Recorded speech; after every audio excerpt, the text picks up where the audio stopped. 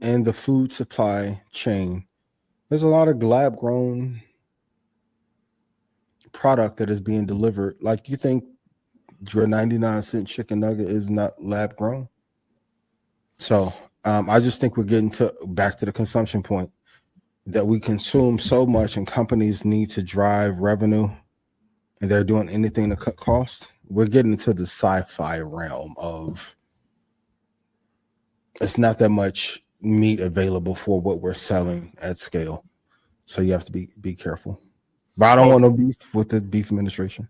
Speaking of that, do you want to show this clip? The franchise one? Don't say the name.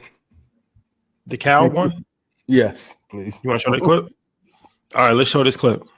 So I was curious the other day and found this online. McDonald's sells 6.5 million burgers in one single day. That's 195 million burgers a month. Now, I don't know about you, but I don't see cows lined up around every corner waiting to be turned into patties.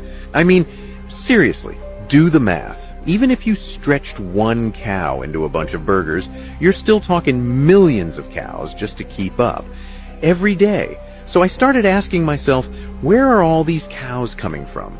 Is there some secret super ranch hidden underground? Are they growing cows in labs, cloning meat behind closed doors? People laugh it off, but think, when was the last time you even saw a cow farm big enough to supply this madness?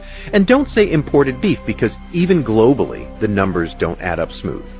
And look, I'm not saying it ain't real meat. I'm just asking the question no one wants to. What the hell are we eating? Because if it ain't cows, then what is it?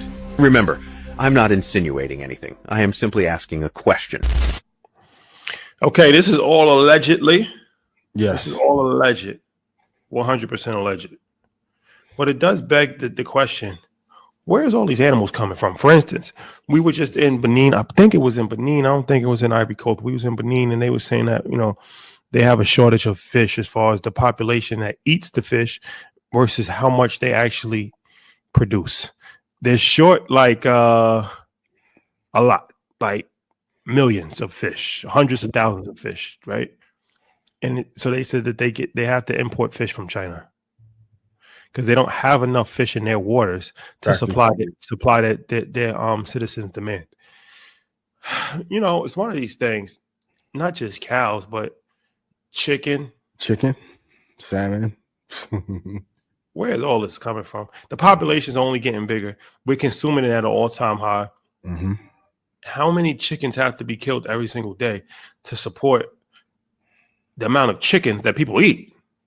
And how big they are. I mean, of course, some is factory farmed and some are lab grown. Then you have your chimera of tendons and other things that are put together. If you could see the pink slime process on YouTube of how they make the chicken nuggets, quite fascinating. So I don't think there's enough supply, but I think because of the way the laws have been structured, if it's a chicken product and I get to smash it together and then reform it in a certain way, like even some Chinese spots, I've never seen chicken look like that. And that's the key, what you just said. It's not even food that we're eating, it's food products. Yes. The vast majority of stuff, if you look, it's not even food, it's food products. What the hell is that? It's a food product. It's a derivative. Like if you had fresh eggs, like my mom has acres, and when you crack the egg, it smells different. Even the tomatoes, we talked about this. Like I remember you used to cut an onion and make you cry. You cut an onion and have almost no effect. Like things have been modified so much that it's not food. Even when we went to London, people say, well, food is bland in London. Yeah. Or we're used to the food tasting a certain way because it's not all organic food. And look at, even if you go to Europe, you're not going to see a lot of fat people in Italy. You're not going to see a lot of fat people in France, Asia. Japan. You're not going to see a lot of fat people in China, Japan. It doesn't happen. Why doesn't it happen? I mean, of course, their portion sizes are smaller. That's another problem. Mm-hmm. But their portion size is smaller because you get full off of real food. A trick, restaurateurs do a trick of they give you bread before the food comes out. Why do they do that? Because the bread makes you full. So by the time the food comes out, you really can't eat that much. Yeah. That's the Olive Garden trick. Yeah. So it's like we're getting screwed so many different ways. We're not eating real food. We're eating too much because it's not filling. It's not filling. The real food is more filling than fake Absolutely. food. So you have to eat more of the fake food to actually get filled. By eating more of the fake food, you have even more chemicals and even more processed shit that you're putting in your body. And that's why, your brains are all fucked up. And then you have high blood pressure, and you become obese in a matter of weeks. Childhood obesity is at an all-time high. All-time high. And I'm sure you've seen it even at AAU. Like when I talked to Xander's coach, he's like, we don't have enough kids on the roster just because kids can't stay in shape long enough. That's a fact. They can't run up and down the court.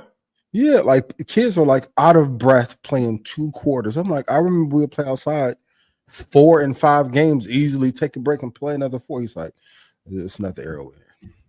It's a different era. Like half the kids by the time they get to high school are morbidly obese.